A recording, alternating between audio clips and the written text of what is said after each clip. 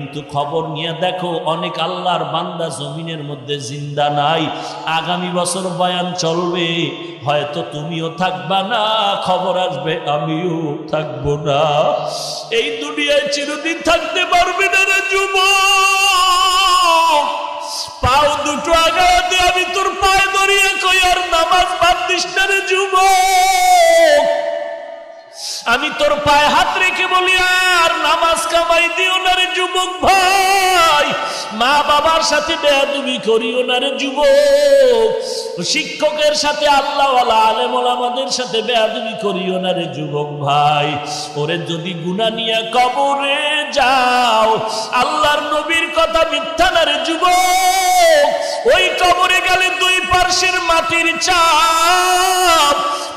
চাপে পাথরের হাড় চুরমার হয়ে যাবে।